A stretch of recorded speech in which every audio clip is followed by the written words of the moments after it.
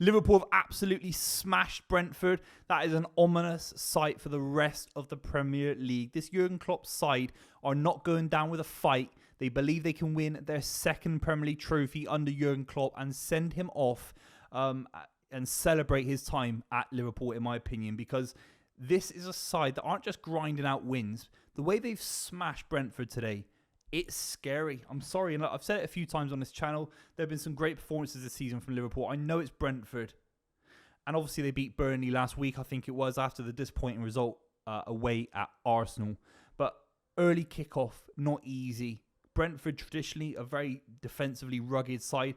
And this Liverpool side have really put them in their place and really taught them a lesson or two almost. It was a little bit embarrassing from Brentford as well. We're going to talk about all the goals and obviously where this leaves Liverpool in the title race. If you're new to the channel, make sure you subscribe. Would really appreciate it.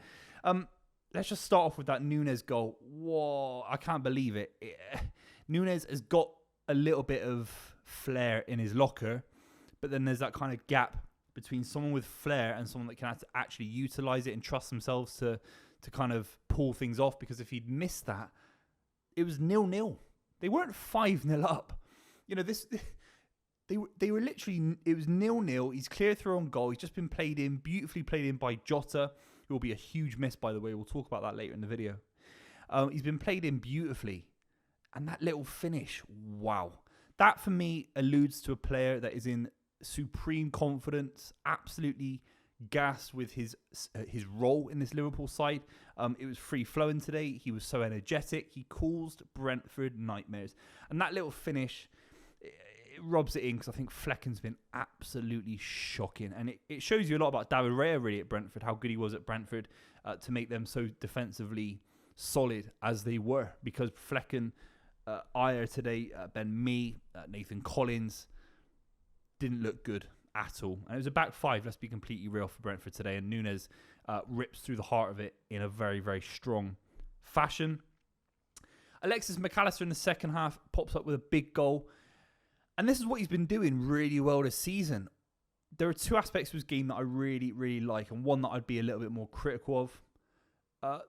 Popping into the box and scoring goals. Stepping on, I think he scored a free kick, or at least scored a couple of long-range efforts as well. So his goal scoring for Liverpool from midfield has been really important and really effective.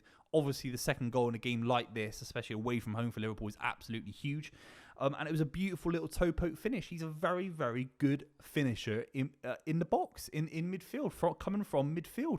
You know, Szoboszlai is as well. We talk about someone like Jude Bellingham, for example, arriving late in the box, or Phil Foden in the Premier League. McAllister's got that good run in him, almost Frank Lampard-esque run into the heart of the box. It was a great little finish from him. Now, 3 minutes later, Mohamed Salah. Look, you have to be completely neutral as a football fan and be critical of the defending. It's shocking. And I think it's Ayer that I think Salah gets past. There's no way Salah should be getting on the ball, but he does at a very acute angle. And he rolls it past the keeper into the bottom of the net. It's a very, very good finish from Mohamed Salah. And I think Liverpool fans will be absolutely gassed about the way that goal was taken. Not only for Salah's brilliant technical kind of precision with the finish. He was under a lot of pressure. It was a hard goal. But in terms of his athleticism, obviously he's come back from injury. It's not just AFCON going to AFCON, but obviously sustaining injury in and around that time as well. And he showed so much speed, as if he'd not had any issues, and almost as if he's been playing week in, week out for Liverpool anyway.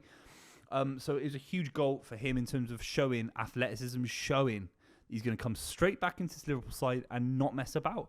And this is Mohamed Salah to a T. He is someone that does not mess around. He realises, a bit like the Liverpool system under Jurgen Klopp, the kind of gegenpress system. It's almost like this idea of not wasting time, getting straight to the heart of things, being direct, being ruthless. And Mohamed Salah coming straight back in the side and scoring. Núñez, doing that little chip. Gakpo getting on the score sheet today. Jota was fantastic, obviously, just before he got taken off as well. This Liverpool front three were dangerous, even in the games, the 5 or 6 games where Salah has been missing. And now Salah comes back, and you can just see it in the energy, the vitality of the stadium, of this Liverpool side in the Brentford Stadium, that they're absolutely desperate and they're chomping at the bit to win the titles. Now, that isn't always obvious, because sometimes a manager leaving can create a little bit of flatness. There's nothing that's shown that to me. Against Brentford, they've picked up huge wins going into what is a massive weekend, especially with the League Cup final against Chelsea. I will be covering that, so make sure you subscribe for that as well. And then we've got to talk about the Gakpo finish, which is, I think Gakpo, only his 4th goal in the league this season, I think it is. I think he's gone a little bit under the radar. He's a player that I really, really like. He's someone that's brought in a lot of creativity into this Liverpool side, someone that can drop deep and link up play and just all round a beautiful footballer.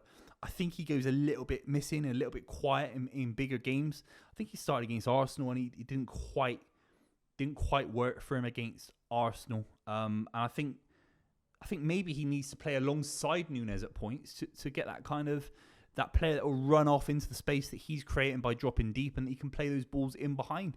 So Gakpo, it's a huge finish for him.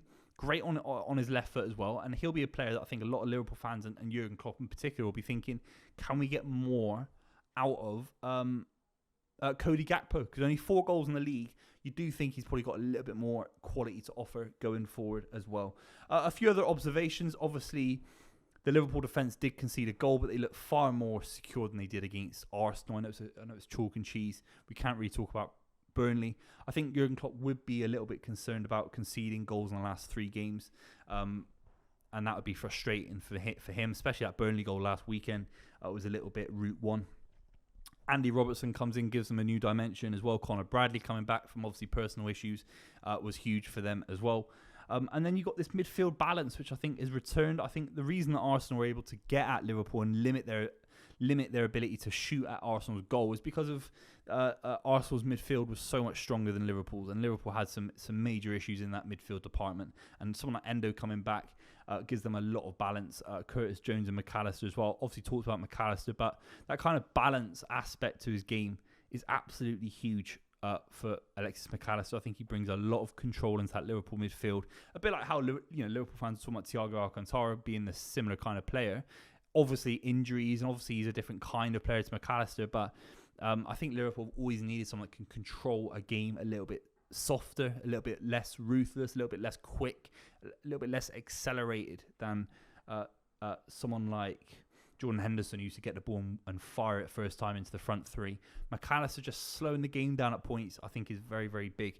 There are some big observations as well. Obviously, for Diego Jota getting injured, he might be out for a long time. And he's been in absolutely incredible form in the last, 5 to 10 weeks. Probably since Jamie Carragher said he was as good as Robbie Fowler, which I still really can't believe.